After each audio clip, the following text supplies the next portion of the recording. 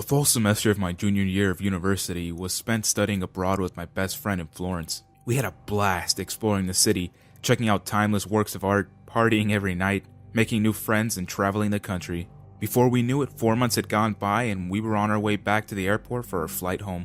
The night before saw a huge snowstorm, something that is pretty rare for Italy. The white-covered city sparkled divinely as we drove through, and I remember feeling incredibly bummed to be going home. Even though it was 5 days before Christmas, and I did miss my family, I wanted nothing more to stay in Florence forever. That feeling lasted all but 20 minutes. The airport was in complete chaos, and upon entering we discovered that our flight had been cancelled. Cue the waterworks for my friend for the duration of roughly 13 hours. Yes, 7 a.m. to 8:30 p.m. we spent in line to try to get on another flight. Finally, we were given tickets for a new flight, but that flight was leaving for Rome in 3 days. Since we had handed in the keys to our apartment and all of our friends had flown home for the day before, we were completely stranded. My friend was a complete wreck at this point, terrified at the idea that we might not make it back for Christmas and was really no help in deciding what we should do next. So I decided the best course of action would be to hop on a train to Rome and spend the next couple of nights at the airport. After about 7 exhausting hours on the train, we finally made it to the Rome airport and tried to find a corner to claim and bed down for the next upcoming nights. We found a small area between a handicap ramp and the wall. The railing of the ramp created a sort of barrier, and it made a nice, seemingly safe nook for us to squeeze into. Exhausted, we pushed our luggage into the back of the nook and laid our backs against them. After making sure my friend was okay, I covered myself with my jacket and promptly fell asleep. I awoke to the feeling of a tug on my foot, and thinking that someone had accidentally kicked my shoes while passing, I shrugged it off. Not 3 seconds later, I heard a man whisper, "American? American?" I felt a tug on my foot again. I jumped up to my feet to see my best friend with her jacket and her luggage by her side, standing next to a very handsome Italian man. He had salt and pepper hair and was wearing a dark suit with a champagne-colored tie. His mouth formed a dazzling smile, but his eyes weren't smiling with it. I looked at my friend quizzically, trying to figure out what was going on and why she was standing with him. Looking back at him, I noticed that he was glancing to his sides and at the guard near the exit about 40 feet from where we were standing. His behavior immediately set off alarms in my head, and I grabbed my friend's arm to pull her away from him. He grabbed her other arm and started talking very fast, saying that he worked for the airport and that flights out to Rome were all going to be cancelled shortly. He told us that he had a car and could drive us to the Naples and we can get on a flight out from there. He said that my American friend had agreed to come with him and that I should too. I glared at my friend and told him in Italian that we weren't interested in his offer and that we would just wait for our flight. With my hand still firmly gripped on my friend's arm, I grabbed my stuff and made my walk out away from the creep. He immediately moved in my way, blocking us from getting out of the nook, his eyes with no semblance of humanity fixed onto mine, and he said, "American, you're coming with me." Being cornered is a very strange feeling, and prior to this instance, it had never happened to me before. My reaction was immediate, and it felt raw, animalistic, full of rage. I lunged at this man, shoving both my fists into his stomach. It definitely surprised him and definitely knocked the wind out of him. His knees buckled and he toppled to the floor, bringing my friend down with him. As soon as he hit the ground, my friend began screaming and the man scrambled to get up and get away from us. But not before the security guard by the door got to him. In my adrenaline-filled state, I began repeating, "He's trying to take us! He's trying to take us!" When the man was secured, they lifted him off the ground to bring him to what I assumed was the detainment room of the airport. As they lifted him, he looked directly at me with his empty eyes and a fake smile and whispered, "I'll see you soon." As soon as he was out of my sight, I broke down sobbing. I was so exhausted and terrified and incredibly angry at the fact that my friend had agreed to go with this man. I can't believe she thought that this was a good plan, to get into a car with a complete stranger. And she put both of us in a completely dangerous situation. When I confronted her about it, her only excuse was that she wanted to make it home for Christmas.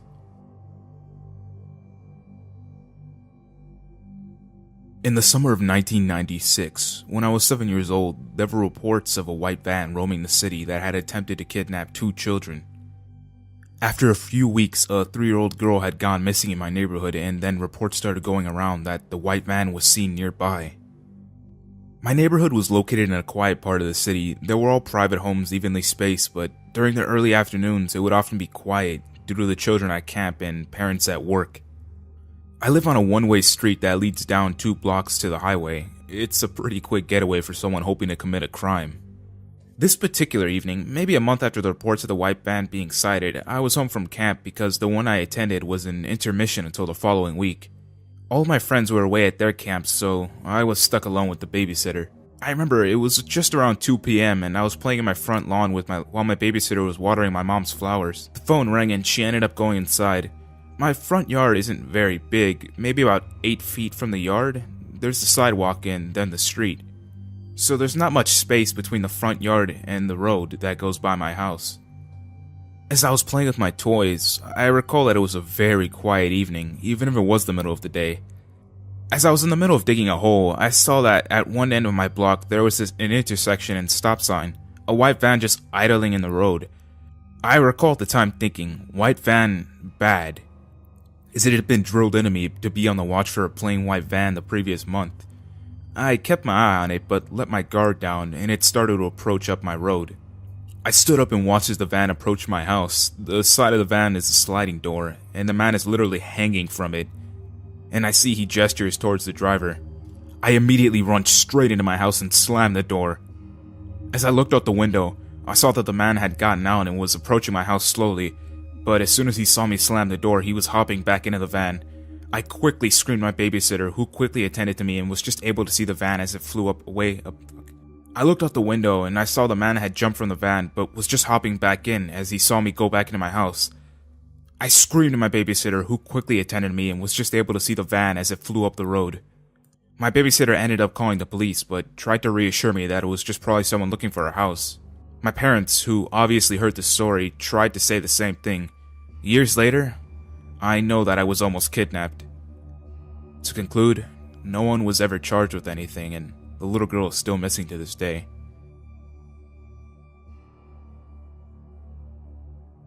One of my most vivid memories is from the morning of my 5th birthday party back in the year of 1994.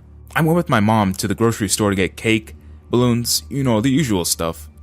We were on the ice cream aisle, me looking on one end and my mom looking on the other. I was totally in her sight the whole time, but for whatever reason she missed the whole entire incident.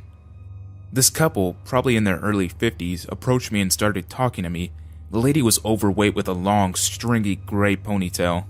The guy looked like a trucker or something, shaggy hair, a beard with a hat and big glasses. They asked me how old I was, and I was proud to finally say that I was 5 and that my birthday party was today. They asked me what my favorite ice cream flavor was, and I told them vanilla. Of course, it just happened that they had a fridge full of vanilla ice cream in their RV that was parked outside of the store, and that I should come celebrate my birthday with them. Even my naive 5-year-old self was trying to nope out of the situation. They were gesturing for me to walk with them, and the lady even put her hands on my shoulder to guide me.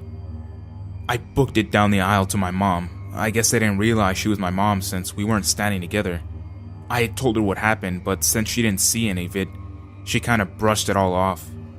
They must have gotten out of there pretty quick because they weren't there when I tried to point them out to my mom. When we left the store though, there was a really worn down, super scary looking RV in the parking lot. I'm 99% sure that something really bad would have happened to me if I had went with these people. At the time it seemed kind of weird, but not that big of a deal. But as I remember it more and more, yeah, I definitely almost got kidnapped. This happened back in 2010 when I was 15 years old. I lived with my mother, sister, and little brother in a rather dodgy area in Western Australia. While my mother did a great job of keeping us away from the more dangerous parts of the suburbs 98% of the time, my brother and I were very reckless and would always try to bend the rules when we could. So one day my mom tells us that she's going out to shops to get ingredients for tonight's dinner, so I would have to watch over the house for the time being. I tell her no problem, and 45 minutes pass with no issues at all. But after a while, my little brother came in and asked me if I would like to go kick the football around the park, which was just around the corner from where our house was. While I can't remember the exact time, it was definitely later than 5:30, so it was starting to get quite dark. But he insisted, and eventually I gave in and told him to wait for me while I went to go get changed. After I'm done, I walked to the laundry room and realized that my brother was nowhere to be seen. I checked the front door and lo and behold, it's wide open. I called out to my sister, and she was 18 at the time, to ask if she had known where he'd gone. She replied by telling me that he said he was going to the park. By this point the sun had already set and it was quite dark outside. I told her to watch the house and I ran off into the direction of the park. I get there about 5 minutes later and to my surprise the park is completely empty. I call my brother's name and tell him to cut the shit. No answer. I call it out again, but this time I tell him that our mom is home and that she is getting extremely angry with the both of us. Still, no answer. This is when I started to get worried. Normally, my brother always falls for tricks like this. Suddenly I heard a very faint, muffled noise coming from the left of me. I look and see a tall figure quickly move behind the large fence that runs parallel to the park on the left side.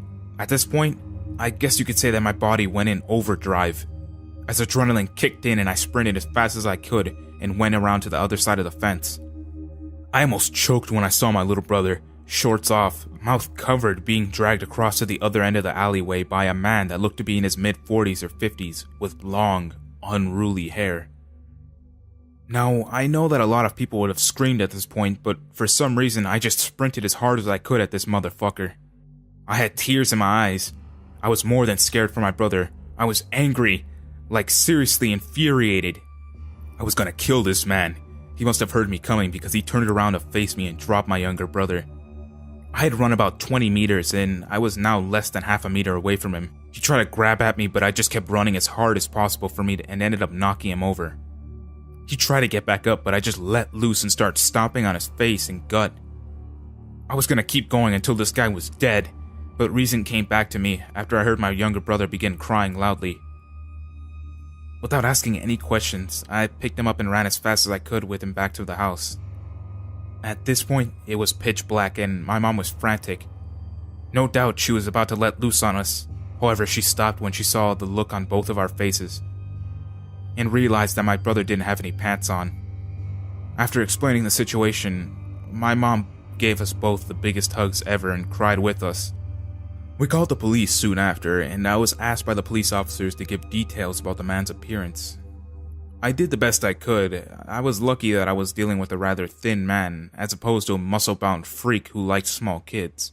Thankfully, my brother told me that yes, the man had come up behind him and subdued him, but had stopped taking off his clothes when he heard me calling out his name. To this day, I am so thankful to whatever is watching over me that I didn't get there a second later, and was able to successfully get the man off my brother's back.